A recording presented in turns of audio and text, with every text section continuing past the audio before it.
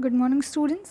आज के इस वीडियो में हम मेल रिप्रोडक्टिव सिस्टम के बारे में स्टडी करेंगे, जो कि मेल रिप्रोडक्टिव सिस्टम का सेकेंड पार्ट है। एक और पार्ट के बारे में हमने ऑलरेडी पढ़ लिया है, ठीक है, जिसके अंदर हमने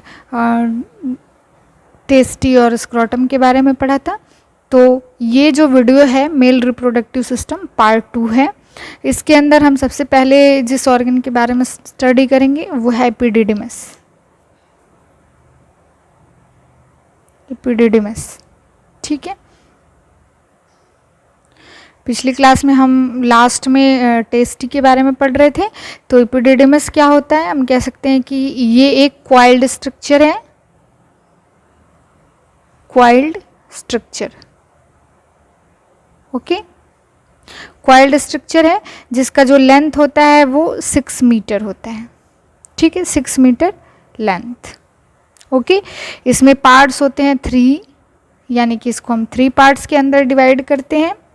जो सबसे पहला जो पार्ट है वो है हेड, सेकंड पार्ट है बॉडी और लास्ट पार्ट है टेल, ओके।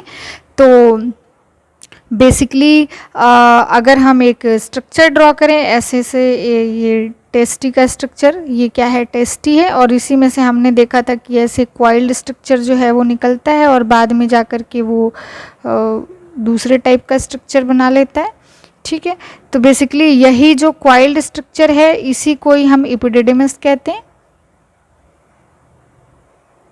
ठीक है। और ये आगे जाकर के एक ट्यूब लाइक स्ट्रक्चर बनाता है जिसे हम वास डिफरेंस के नाम से जानते हैं। हम आगे देखेंगे ये क्या होता है, ओके। तो ये क्या है, वास डिफरेंस है, ठीक है। और ये जो क्वाइल्ड स्ट्रक्चर आपको दिखाई दे रहा है यही क्या है, एपिडिडिमस है, ओके। तो हमने यहाँ पे देखा कि एपिडिडिमस एक क्वाइल्ड स्ट्रक्चर है जिसका जो लेंथ है वो कितना है, 6 मीटर है, ठीक है। और इसके 3 पार्ट्स हैं, हेड, बॉडी एंड टेल। अब हेड का दूसरा जो नाम है इसको हम कहते हैं कैपुट एपिडिडिमस, ठीक है। इसको हम कैपुट एपिडिडिमस के नाम से भी जानते हैं। जो बॉडी है इसे हम कॉर्पस एपिडिडिमस के नाम से भी जानते हैं, ठीक है। और जो टेल है इसे हम कॉडा एपिडिडिमस के नाम से जानते हैं, ठीक है।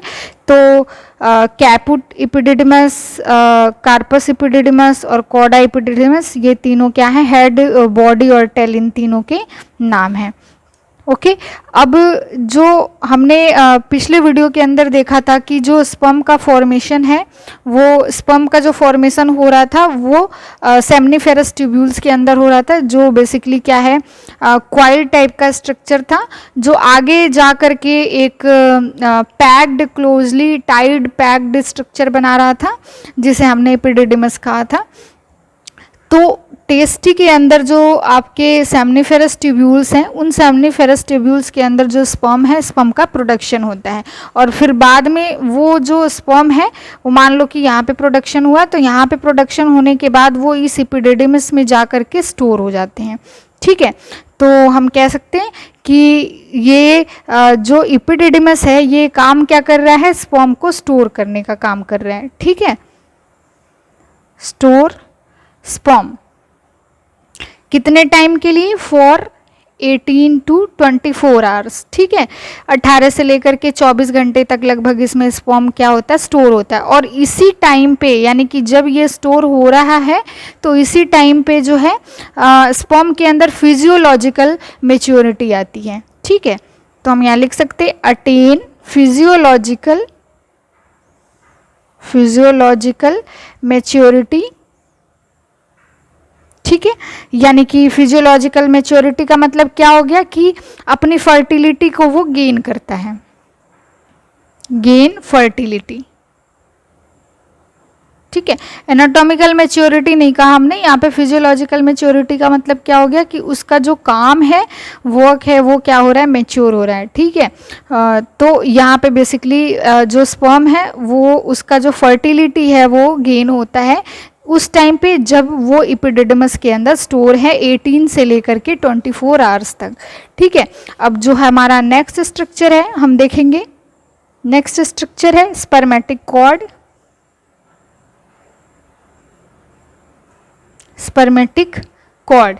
ठीक है, तो बेसिकली स्पर्मेटिक कॉर्ड क्या होता है, इसी स्पर्मेटिक कॉर्ड की वजह से जो टेस्टी है वो स्क्रोटम के अंदर लटका रहता है, सस्पेंडेड इनटू स्क्रोटम। ठीक है, कौन, टेस्टिस। ठीक है, testes suspended into scrotum by spermatic cord, यानी कि इसी स्पर्मेटिक कॉर्ड के द्वारा ये क्या है कि अंदर जो है सस्पेंडेड रहता है, यानी लटका रहता है हम कह सकते हैं। ठीक है, अब जो है कि प्रत्येक स्पर्मेटिक कॉर्ड में कुछ स्पेसिफिक से स्ट्रक्चर पाए जाते हैं, जैसे कि जो पहला है वो है टेस्टिकुलर आर्टरी। ओके, नेक्स्ट है testicular vein, testicular artery, testicular vein, lymphatics. Okay, और deferent duct. Okay, testicular nerve. ठीक है, तो ये सारी की सारी जो चीजें हैं वो इस स्पर्मेटिक कॉर्ड के अंदर प्रेजेंट होती हैं। ठीक है, अब स्पर्मेटिक कॉर्ड जो है वो बना कैसे रहता है, तो स्पर्मेटिक कॉर्ड जो है वो कनेक्टिव टिश्यू, फाइब्रस टिश्यू,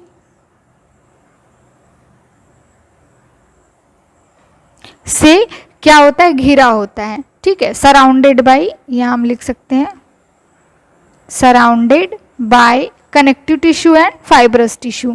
ठीक है, और जो है यही टिश्यू जो है वो क्या करते हैं, इसे इंग्वाइनल कैनाल के द्वारा इंग्वाइनल कैनाल में जो है पोस्टीरियर वॉल पे अटैच करके रखते हैं, है ना, यानी कि अपनी जगह पे इन टिश्यू की वजह से जो है वो अटैच रहता है या ठीक से सिचुएटेड रहता है, हम कह सकते हैं। ओके, तो बेसिकली स्पर्मेटिक कॉर्ड में हमने जब टेस्टी के स्ट्रक्चर के बारे में देखा था, तो हमने वहाँ पे देखा था ऊपर ऐसे सा स्ट्रक्चर था। ठीक है, ऐसे से स्ट्रक्चर आपने देखा था, तो बेसिकली यही जो है ये क्या है, स्पर्मेटिक कॉर्ड है। ठीक है, स्पर्मेटिक कॉर्ड यहाँ से ऐसे सा स्ट्रक्चर हमने देखा था। ठीक है, ये टेस्टी का स्ट्रक्चर था, तो बेसिकली यही जो है वो स्पर्मेटिक कॉर्ड है, यानी कि यही क्या कर रहा है, इस टेस्टी को स्क्रोटम के अंदर होल्ड करके रखने का काम करता है या फिर लटकाए रखता है, हम कह सकते हैं। ठीक है, अब नेक्स्ट स्ट्रक्चर हम देखेंगे। नेक्स्ट स्ट्रक्चर है deferent duct, the डेफरेंट duct. Okay, तो डेफरेंट डक्ट क्या होता है, ये बेसिकली 4 सेंटीमीटर लॉन्ग क्या है, एक डक्ट है। ठीक है, जो अभी हम आगे एक स्ट्रक्चर के द्वारा देखेंगे कि ये कैसे होता है, डेफरेंट डक्ट और सेमिनल वेसिकल्स वगैरह का सिचुएशन कैसे कैसे प्रेजेंट है। तो बेसिकली इसकी जो लेंथ होती है वो 4 नहीं 45 सेंटीमीटर है, 45 सेंटीमीटर लॉन्ग होता है, और ये क्या है कि टेस्टी से इंग्वाइनल कैनाल के द्वारा ऊपर की ओर तथा ब्लैडर से पोस्टीरियर वॉल की तरफ जाता है। ठीक है, जहाँ ये सेमिनल वेसिकल्स से जो है वो ज्वाइन होकर के इजैकुलेटरी डक्ट का निर्माण करता है। मैं यहाँ पे एक स्ट्रक्चर ड्रॉ कर रही हूँ, देखिए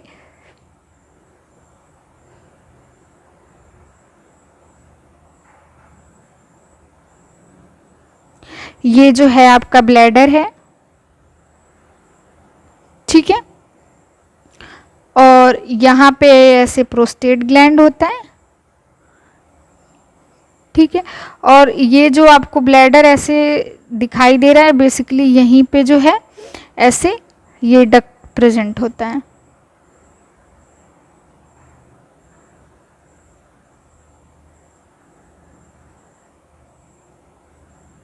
और यहाँ से एक पाउच लाइक जो है स्ट्रक्चर ऐसे निकला होता है।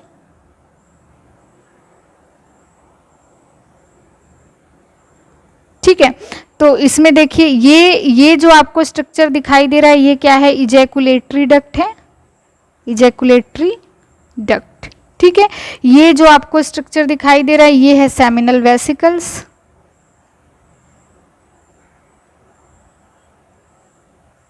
और ये जो आपको डक्ट दिखाई दे रहा है ये है डिफरेंट डक्ट। ओके, ये क्या है, डिफरेंट डक्ट है।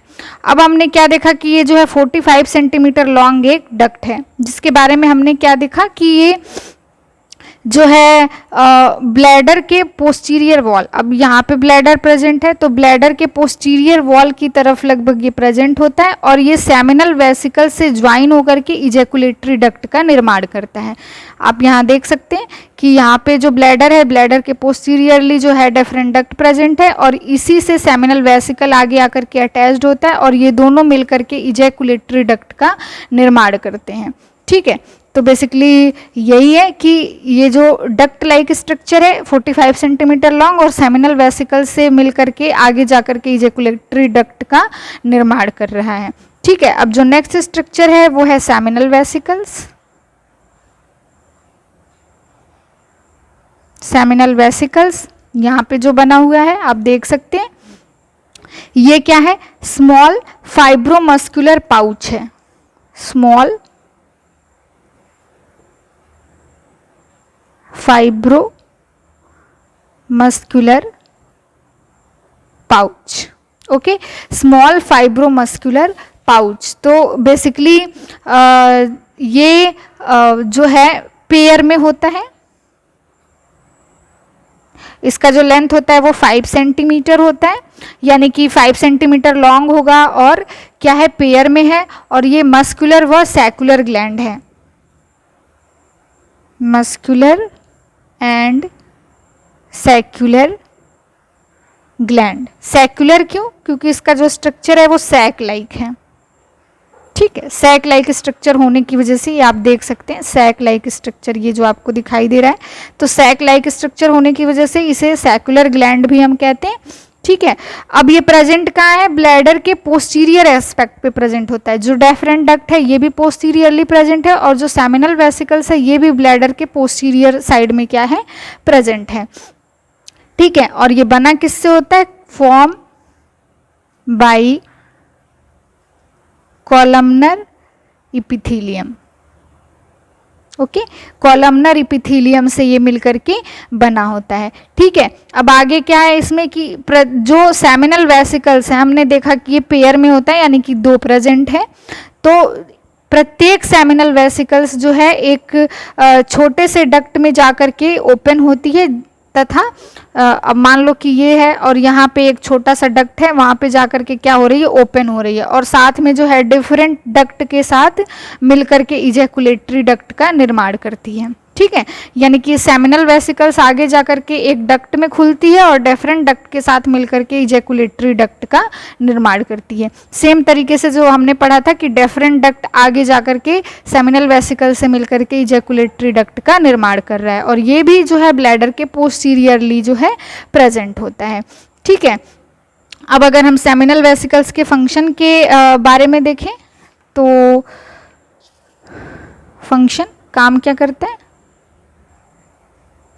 ठीक है, तो फंक्शन क्या है कि ये इजैकुलेशन के टाइम पे कॉन्ट्रैक्ट हो करके जो है वो इसके अंदर जो भी कंटेंट जो है स्टोर है उनको क्या करता है, बाहर एक्सपेल कर देता है। ठीक है, contract during ejaculation and expel out the store content. ठीक है, जो भी इसके अंदर स्टोर कंटेंट है, और सेमिनल फ्लूइड जो है, सेमिनल वेसिकल से हम एक फ्लूइड जो है वो निकलता है जिसे हम सेमिनल फ्लूइड कहते हैं। तो बेसिकली वो सेमिनल फ्लूइड को और इसके अलावा और जो भी कंटेंट है उनको ये क्या करता है, बाहर एक्सपेल करता है। ठीक है, इजैकुलेशन के टाइम पे कॉन्ट्रैक्ट होता है। ठीक है, और नेक्स्ट क्या है कि नेक्स्ट फंक्शन इसका क्या है कि जो सेमिनल फ्लूइड होता है, सेमिनल फ्लूइड ठीक है। तो सेमिनल फ्लूइड में जो है 60% जो वॉल्यूम है वो सीमेन का रहता है, 60% सीमेन। जो सीमेन है वो सेमिनल फ्लूइड के अंदर जो है 60% होता है। ठीक है। अब इसका जो नेचर है, यानी कि सेमिनल फ्लूइड का जो नेचर है वो कैसा होता है, एल्केलाइन। ठीक है। अब ये सेमिनल फ्लूइड का नेचर एल्केलाइन होने की वजह से ये क्या करता है, वेजाइना के जो एसिडिक एनवायरनमेंट है उससे स्पर्म का प्रोटेक्शन करता है। Protect the sperm, protect the sperm in acidic of acidic environment of vagina। Okay, यानी कि जो वेजाइना का एसिडिक एनवायरनमेंट है उससे ये क्या करता है, प्रोटेक्ट करने का काम करता है, किसको, स्पर्म को। ठीक है। इसके अलावा सीमेन के अंदर फ्रक्टोज पाया जाता है, फ्रक्टोज। तो ये फ्रक्टोज काम क्या करता है, जब स्पर्म जो है अपनी जर्नी कंप्लीट कर रहा है मेल रिप्रोडक्टिव सिस्टम के अंदर, तो उस टाइम पे स्पर्म को जो है न्यूट्रिशन प्रोवाइड करने का काम करता है, प्रोवाइड न्यूट्रिशन। ठीक है। फ्रक्टोज पाया जाता है। अब हमने देखा कि जो सेमिनल वेसिकल्स हैं, सेमिनल वेसिकल्स जो है वो पेयर में पाए जाते हैं और एक पाउच लाइक स्ट्रक्चर है, फाइब्रोमस्कुलर पाउच लाइक स्ट्रक्चर है जिसकी लेंथ 5 सेंटीमीटर होता है और ब्लैडर के पोस्टीरियरली प्रेजेंट होता है, कॉलमनर एपिथेलियम से बना होता है और ये आगे जा कर के जो है वो डेफरेंट डक्ट के साथ में मिलकर के इजैकुलेटरी डक्ट का निर्माण करता है। उसके अलावा हमने इसके फंक्शन के बारे में देखा कि इसका जो फंक्शन है वो क्या है कि जो सेमिनल वेसिकल्स है, ऐसे ऐसे वाले स्ट्रक्चर का आपको जो स्ट्रक्चर दिखाई दे रहा है इस तरीके के, तो ये क्या करता है, इजैकुलेशन के टाइम पे कॉन्ट्रैक्ट होकर के इसके अंदर जो भी कंटेंट है और इसके अंदर एक स्पेशल फ्लूइड है जिसे हम सेमिनल फ्लूइड कहते हैं, तो उसे ये बाहर एक्सपेल करने का काम करता है। अब इसके अंदर जो फ्लूइड है जिसे हमने सेमिनल फ्लूइड कहा, वो हमारे टोटल सीमेन का 60% पार्ट बनाता है। ठीक है। जिसका नेचर जो होता है वो एल्केलाइन होता है और एल्केलाइन नेचर की वजह से ये क्या करता है, स्पर्म का प्रोटेक्शन करता है वेजाइना के अंदर, क्योंकि आप सबको पता है कि जो वेजाइना का पीएच होता है वो एसिडिक होता है। ये हमने फीमेल रिप्रोडक्टिव सिस्टम के अंदर ऑलरेडी देख लिया है। ठीक है। तो वेजाइना का जो पीएच है वो एसिडिक है। अब एसिडिक पीएच होने की वजह से जो भी स्पर्म वेजाइना के अंदर एंटर करते हैं वो क्या हो जाएंगे, किल हो जाएंगे। ठीक है, या डिस्ट्रॉय हो जाएंगे। तो बेसिकली यही जो सेमिनल फ्लूइड है इसका नेचर चूंकि एल्केलाइन है, तो ये वेजाइना का जो एसिडिक पीएच है उसको मेंटेन करने का, उसको मेंटेन नहीं कह सकते हम, बेसिकली उससे जो स्पर्म के प्रोटेक्शन का काम करता है। ओके। इसके अलावा सेमिनल फ्लूइड के अंदर जो है फ्रक्टोज पाया जाता है जो कि स्पर्म की जब जर्नी हो रही है तो उस टाइम पे ये न्यूट्रिशन प्रोवाइड करने का काम करता है। अब जो नेक्स्ट स्ट्रक्चर है हमारा, हम देखेंगे ejaculatory duct. Ejaculatory duct. Okay. Ejaculatory duct क्या होता है, देखिए हमने अभी पीछे यहाँ पे देखा था इस पेज के अंदर कि ये डेफरेंट डक्ट और सेमिनल वेसिकल्स यही आगे जो है मिल करके इजैकुलेटरी डक्ट बना रहे हैं। ये बेसिकली क्या है, ट्यूब लाइक स्ट्रक्चर है या डक्ट लाइक स्ट्रक्चर है। ठीक है। जो ब्लैडर से जो यूरिथ्रा आ रहा है इधर, तो इसी यूरिथ्रा में जा करके ये अपने कंटेंट को एक्सपेल करने का काम करेगा। ठीक है, यानी उसी से ये क्या होता है, अटैच्ड होता है। तो अब हम यहाँ पे देखते हैं इजैकुलेटरी डक्ट। तो ये डक्ट जो है ये भी क्या होती है, पेयर में होती है। ठीक है। इसकी लेंथ जो है 2 सेंटीमीटर। ओके, पेयर में होती है, लेंथ है 2 सेंटीमीटर और ये किसके द्वारा बनती है, form by deferent duct and seminal vesicles. ठीक है। डेफरेंट डक्ट और सेमिनल वेसिकल्स जो है दोनों मिलकर के इसको बनाते हैं। इसके अलावा ये किसके द्वारा बनी होती है, कौन से टिश्यू के द्वारा, कॉलमनर एपिथेलियम के द्वारा। Columnar epithelium. ठीक है, कॉलमनर एपिथेलियम के द्वारा बनती है और ये क्या है कि प्रोस्टेट ग्लैंड से जब ये पास होती है तो प्रोस्टैटिक यूरिथ्रा पे जाकर के ये क्या होती है, मिलती है। ठीक है, और जो है सेमिनल फ्लूइड तथा जो भी स्पर्मेटोजोआ है उसको यूरिथ्रा तक कैरी करने का काम करती है ना। जैसे कि हमने ये डायग्राम बनाया था ऐसे,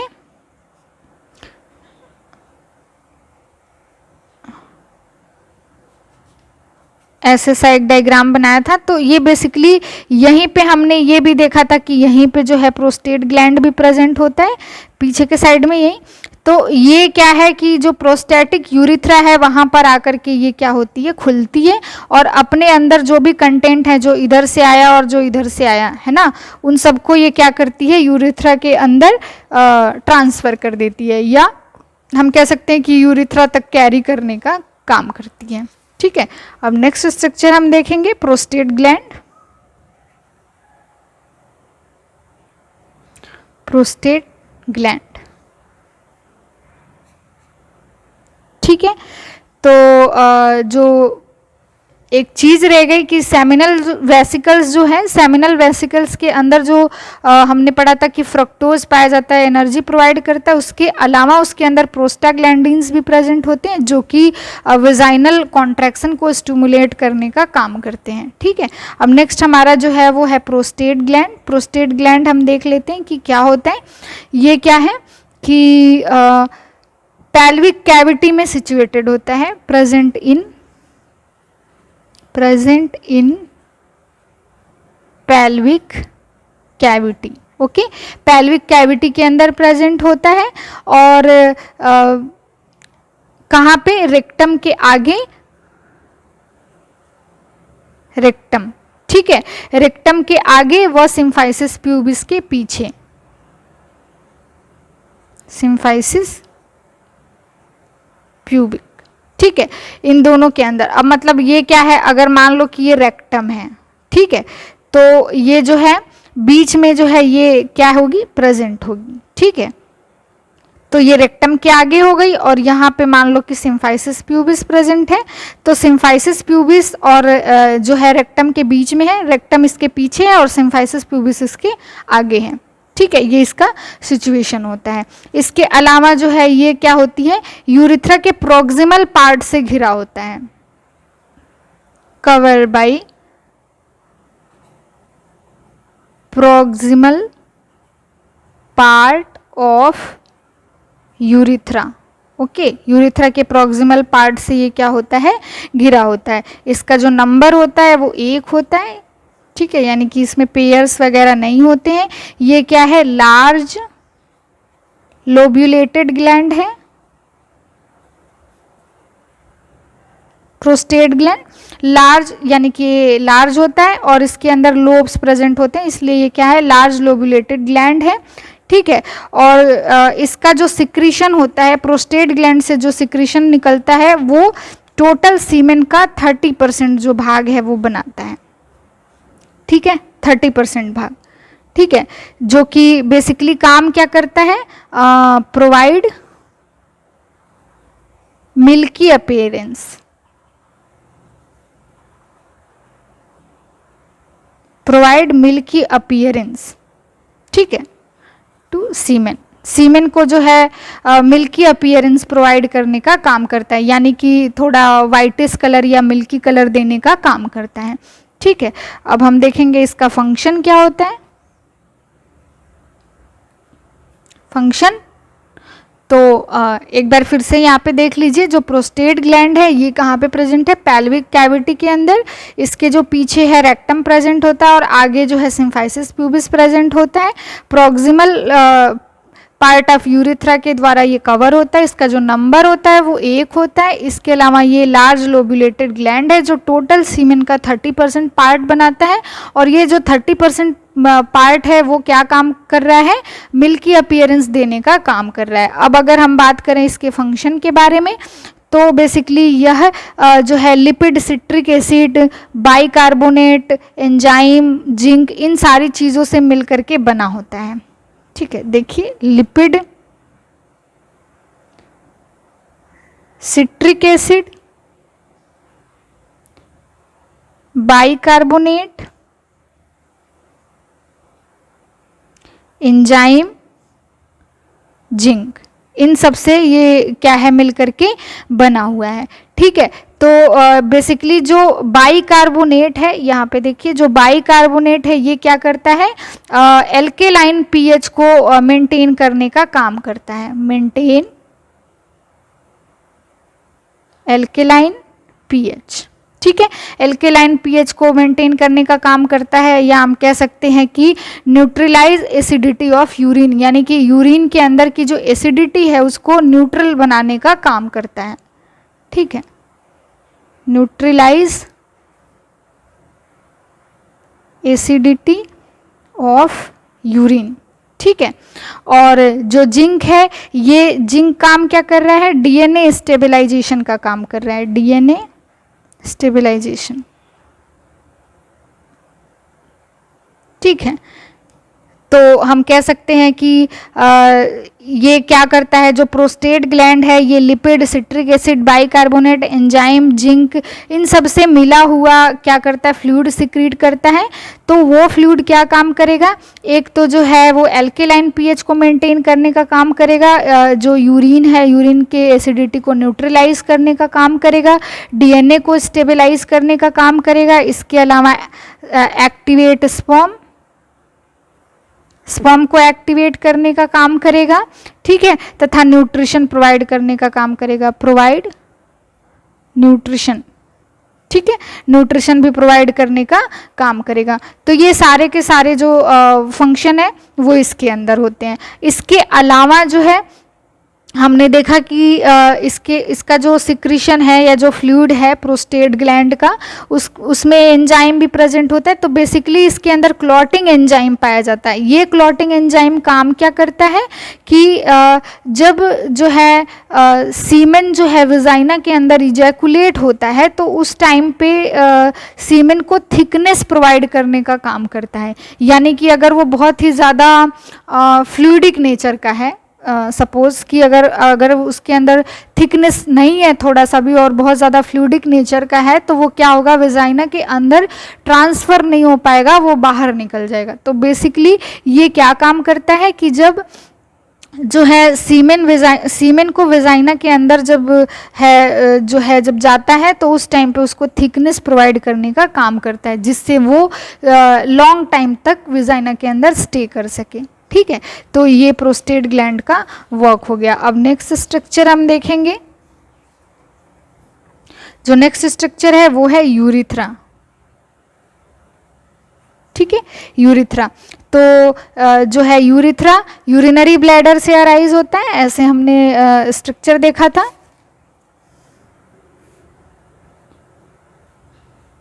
ठीक है, ये यूरिथ्रा था और ये क्या है, ब्लैडर है। तो ये बेसिकली जो है सॉरी ये ब्लैडर है और ये क्या है, यूरिथ्रा। ठीक है, तो ये क्या होता है, जो यूरिथ्रा है वो यूरिनरी ब्लैडर से अराइज होता है। ठीक है, अराइज फ्रॉम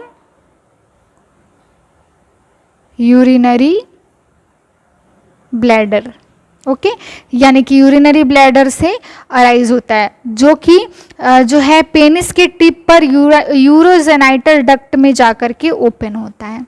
ठीक है, जब आगे अभी हम पढ़ेंगे पेनिस का स्ट्रक्चर, तो पेनिस के टिप पे जो है यूरोजेनाइटल डक्ट प्रेजेंट होता है, उसी में जाकर के ये ओपन होता है। अब जो है कि मेल का जो यूरिथ्रा होता है वो सीमेन के लिए व यूरिन के लिए दोनों के लिए जो है कॉमन पाथवे है, common pathway for semen and urine. Okay, semen के लिए और यूरिन के लिए दोनों के लिए ये क्या है, कॉमन पाथवे है, यानी कि उसी रास्ते जो है सीमेन भी ट्रैवल करता है और उसी रास्ते जो है यूरिन भी ट्रैवल करता है। ओके, अब नेक्स्ट जो है इसका लेंथ जो है 90 to 20 सेंटीमीटर होता है, 19 से 20 सेंटीमीटर।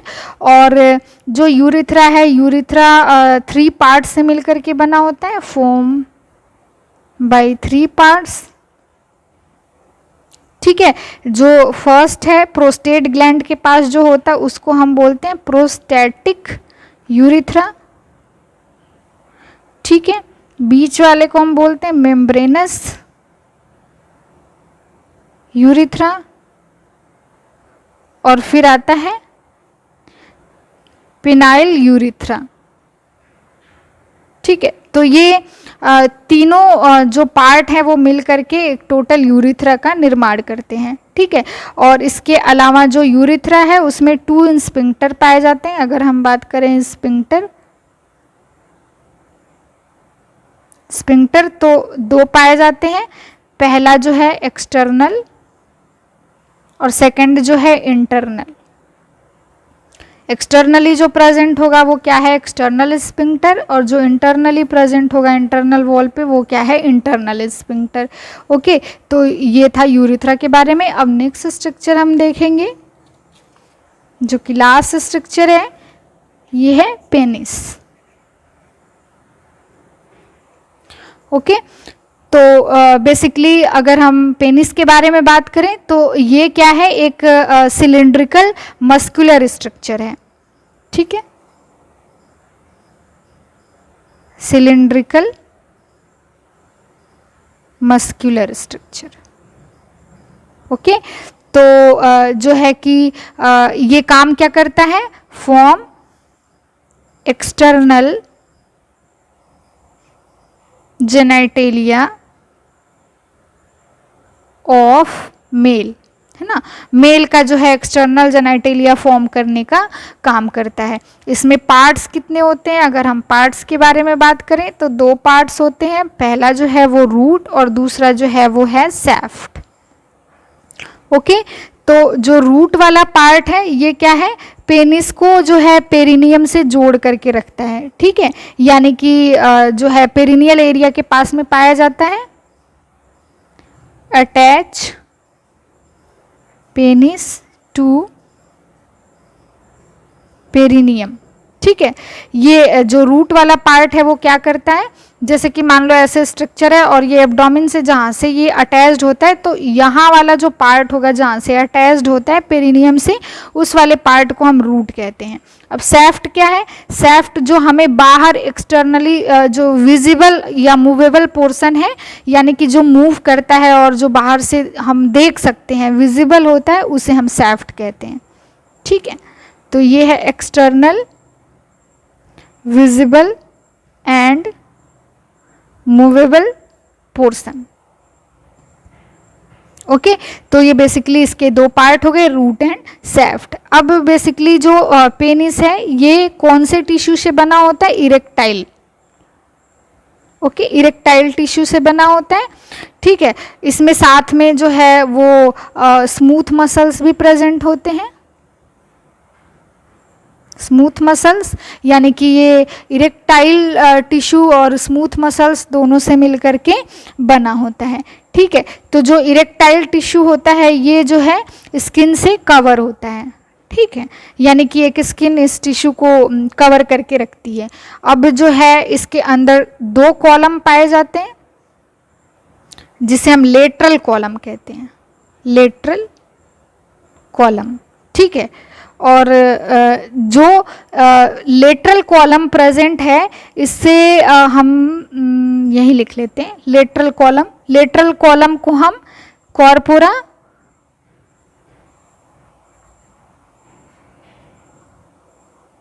कवर्नोसा कहते हैं। ठीक है, कार्पोरा कवर्नोसा। तो बेसिकली ये कार्पोरा कवर्नोसा जो होता है इसके बीच में जो है एक और कॉलम प्रेजेंट होता है जिसे हम कॉर्पस स्पॉन्जियोसियम बोलते हैं।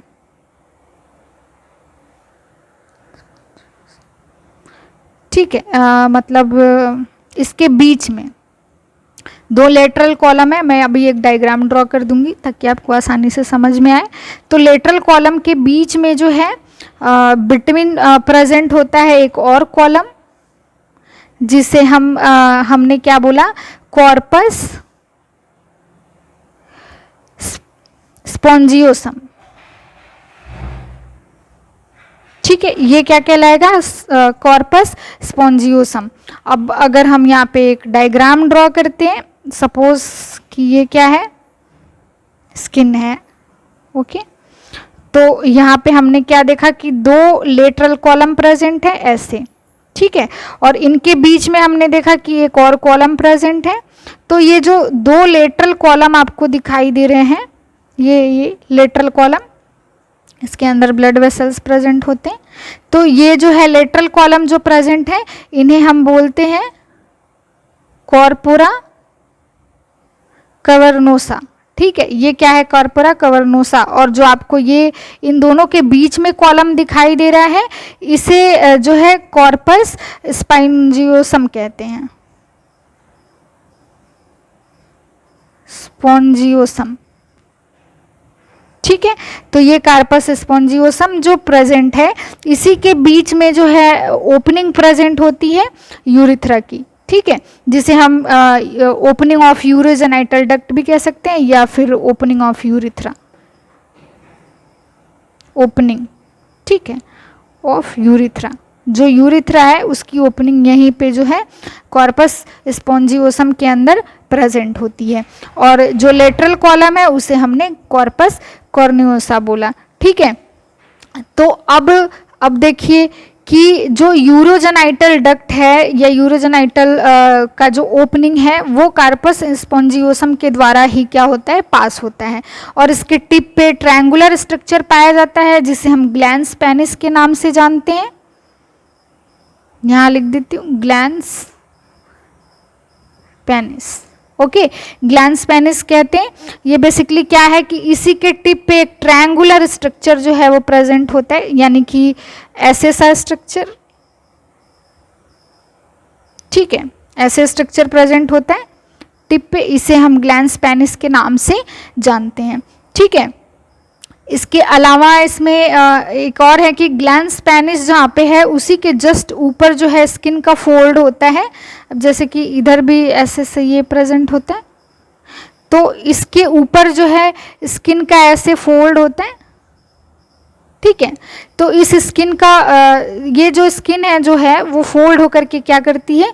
मूवेबल डबल लेयर बनाती है, जिसे हम फोर स्किन या परप्यूरा के नाम से जानते हैं। ठीक है, इसी को हम क्या बोलते हैं? Four skin. ठीक है, जो कहाँ पे प्रेजेंट है? जो ग्लैंड पेनिस है, ग्लैंस पेनिस के जस्ट ऊपर स्किन जो है वो फोल्ड होकर के मूवेबल डबल लेयर स्ट्रक्चर बना रही है, जिसे हम फोर स्किन के नाम से जानते हैं। तो ये बेसिकली यहाँ पे जो है मेल रिप्रोडक्टिव सिस्टम क्या होता है? कंप्लीट हो जाता है। ठीक है, लास्ट में हमने पेनिस के बारे में देखा, जो कि सिलेंड्रिकल मस्कुलर स्ट्रक्चर है, जो कि मेल का एक्सटर्नल जेनाइटेलिया फॉर्म करने का काम कर रहा है। इसके दो पार्ट्स होते हैं, हमने देखा, रूट एंड सैफ्ट। रूट वो पार्ट है जो पेनिस को पेरिनियम से अटैच करके रखता है, और सैफ्ट जो है वो एक्सटर्नल विजिबल वो मूवेबल पोर्शन है, उसे बोलते हैं। ये इरेक्टाइल व स्मूथ मसल से मिलकर के बना होता है। इसमें दो लेटरल कॉलम प्रेजेंट होते हैं जिसे हम कॉर्पोरा कॉर्नियोसा बोलते हैं, तथा इन दोनों लेटरल कॉलम के बीच में एक और कॉलम प्रेजेंट होता है जिसे हम कॉर्पस स्पॉन्जियोसम के नाम से जानते हैं। इसी कॉर्पस स्पॉन्जियोसम के अंदर जो है यूरेथ्रा की ओपनिंग जो है प्रेजेंट होती है, और इसके टिप पे जो है एक ट्रायंगुलर शेप का स्ट्रक्चर बनता है जिसे हम ग्लैंस पेनिस कहते हैं। और इसी ग्लैंस पेनिस के पास में जो है ऊपर स्किन फोल्ड होकर के एक डबल मेम्ब्रेन लेयर बनाती है, या मूवेबल डबल लेयर बनाती है, जिसे हम फोर स्किन कहते हैं। ठीक है, यानी कि जो मूव हो सकता है। ठीक है, तो यहाँ पे मेल रिप्रोडक्टिव सिस्टम जो है वो कंप्लीट हो जाता है। आई होप आपको ये वीडियो समझ आया होगा। Thank you.